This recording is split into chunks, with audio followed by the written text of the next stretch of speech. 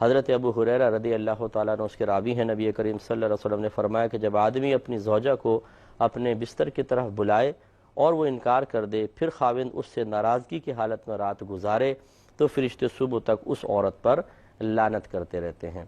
تو تھوڑا سا ہم نے آپ کو پچھلے پروگرام میں عرض کیا تھا کہ دراصل جو نکاح اللہ تعالیٰ نے رکھا ہے وہ اسی لیے کہ کچھ تقاضائے نفسانی باطن میں انسان کے رکھا ہے، جس کو پورا نہ کرے تو وہ مختلف بیماریوں میں مبتلا ہو سکتا ہے، اور اگر پورا کرے اور حلال طریقے سے نہ کرے تو پھر حرام میں جا پڑے گا۔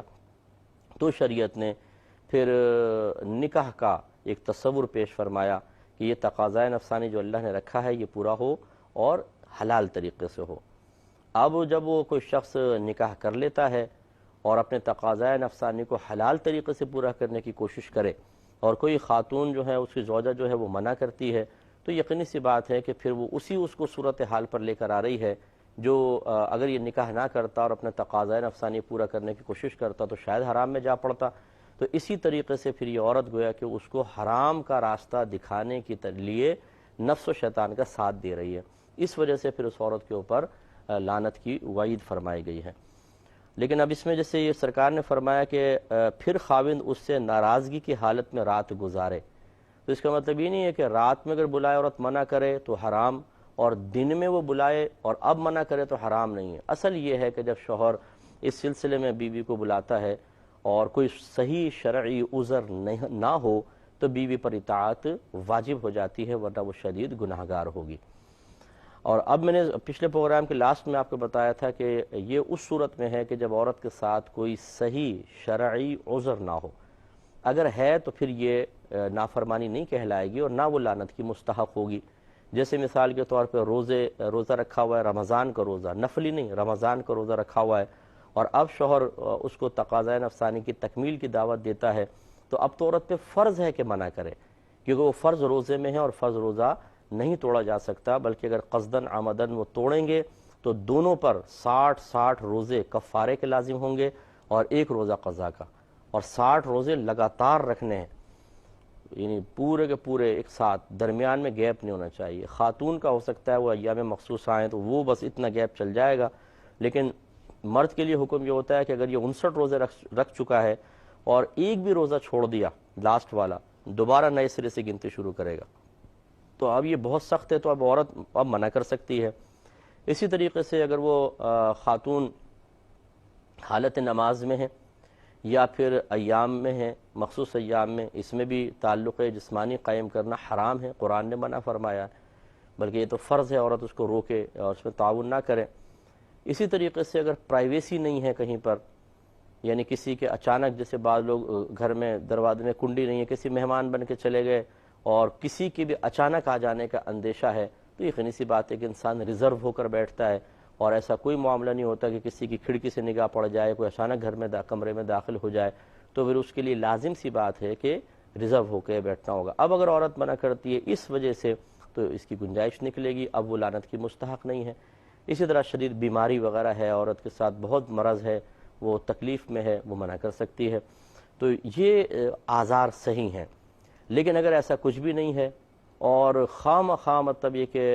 نخرے یا چھوٹی کوئی وجہ، چلو ناراضگی کی بھی چل رہی ہو، فرض کر لیں، لیکن وہ وجہ کوئی اتنی بڑی نہیں ہے، کوئی معقول وجہ نہیں ہے، تو اس میں پھر اطاعت نہ کرنا یہ شدید عورت کے لیے وعید کا سبب ہے کہ ساری رات اس کے اوپر فرشتے لعنت کرتے رہتے ہیں۔ تو اس سے ذرا ہماری کچھ بہنیں بھی درس حاصل کریں۔ بعض اوقات ایسا ہوتا ہے کچھ خواتین مجبور محض ہوتی ہیں، وہ تو شوہر سے ڈر کر اس کی ناراضگی کے باوجود یا ناچاکیوں کے باوجود اطاعت کی طرف مائل ہو جاتی ہیں، لیکن بعض خواتین ایسی ہوتی ہیں کہ جن کے پیچھے کچھ بیک ہوتی ہے، ان کے بھائی ہیں اور یا پورا خاندان آ کے کھڑا ہو جائے گا،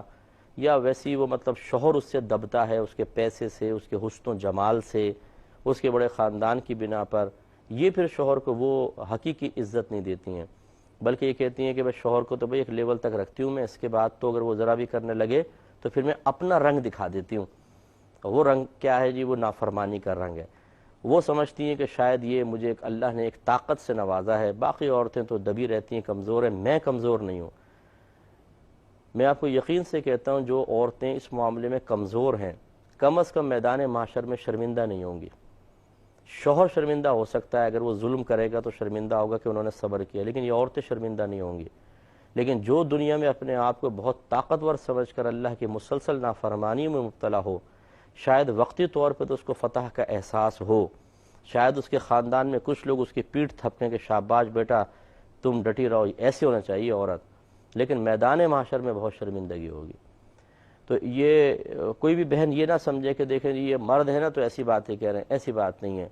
یہ ہمارے نبی کا فرمان ہے۔ آپ دیکھیے اللہ تعالیٰ نے شوہر کا حق زیادہ رکھا ہے۔ میں نے پہلے بھی آپ کو روایت سنائی کہ میرے آقا صلی اللہ علیہ وسلم نے ارشاد فرمایا کہ اگر میں کسی مخلوق کو سجدہ کرنے کا حکم دیتا تو بیویوں کو حکم دیتا کہ وہ اپنے شوہروں کو سجدہ کریں، لیکن سجدہ تو صرف اللہ کے لیے جائز ہے۔ تو اس کا مطلب یہ ہوا کہ شوہر کا حق بہت زیادہ رکھا ہے۔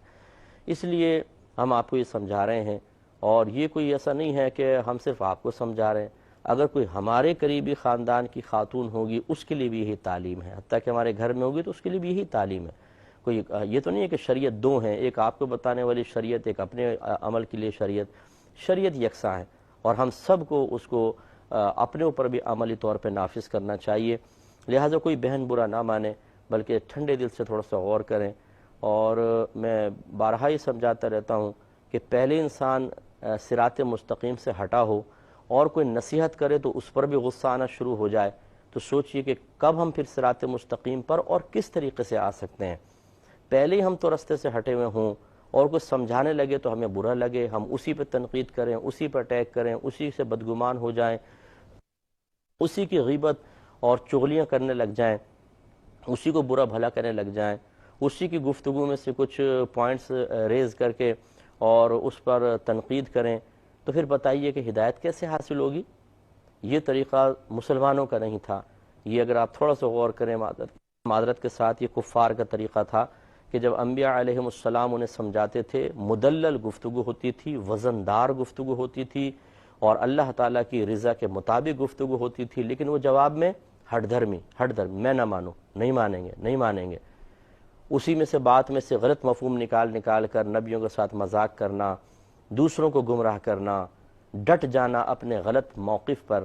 وہ پھر دیکھیں اگر ایک مسلمان بھی ایسا کرے گا تو حقیقتاً پھر وہ مسلمان والا کام نہیں کر رہا، وہ تو غیر مسلمین کے طرز پر چلنے کی کوشش کر رہا ہے۔ اس لیے میں اپنی بہنوں سے گزارش کرتا ہوں کہ شوہروں کو دبانے کے بجائے وقتی طور پر اللہ تعالیٰ اس کے رسول کی رضا کے مطابق اپنے شوہر کے سامنے سر اطاعت خم کر کے رکھیں۔ یہ جو ترغیبیں آپ کو ملتی ہیں بعض اوقات محلے کی عورتوں کی طرف سے، بڑی بوڑھیوں کی طرف سے، یا اپنے میکے کی طرف سے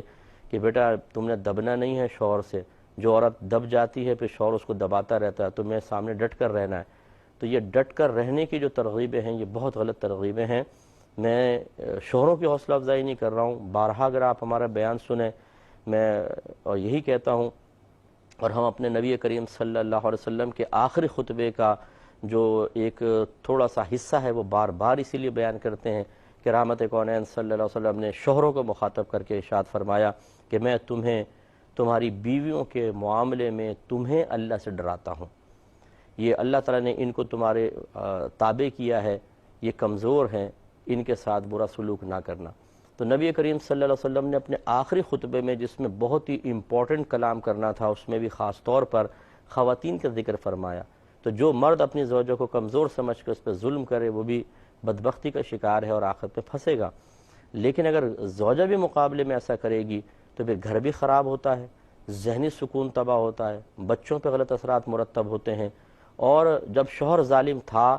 تو عورت نے بھی ایسا عمل کر کے خود کو بھی ظالمہ بنا لیا۔ اگر ایسا نہ کرتی، وہ مظلومہ رہتی، تو میدان محشر میں اللہ تعالیٰ اسے عزت دیتا اور شوہر ذلت کا شکار ہوتا۔ لیکن اب دونوں نے اپنے آپ کو غلط رویہ اختیار کر کے ذلت پر پیش کرنے کے لیے تیار کر لیا ہے، تو اب میدان محشر میں کوئی حقیقتاً ایک مظلوم نہیں ہے، دونوں ایک جہت سے ظالم اور دونوں ایک جہت سے مظلوم۔ تو اس لیے ہماری بہنوں کو سے ہم گزارش کرتے ہیں کہ